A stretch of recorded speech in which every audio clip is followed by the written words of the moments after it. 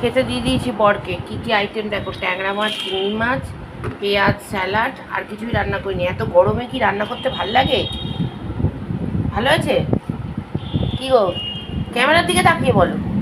হ্যাঁ। ঠিক আছে চলো, আমার বর খাক, তারপরে পরে খেতে বসছি। বসে দেখো, ভাত নিয়ে নিলাম। আজকে লাঞ্চের মেনু,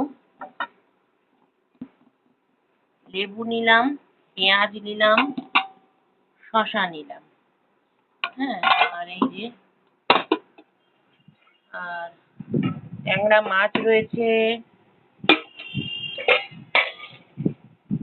আর এখানে না কালকে মামলেট দিয়ে আলু দিয়ে ঝোল করেছিলাম তো, এই রয়েছে। এটা একটু নিয়ে নিলাম, মেয়ে খাবে।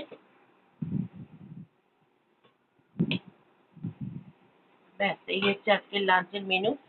না না না না, চিংড়ি মাছ দিয়ে কুমড়ো দিয়ে করেছি।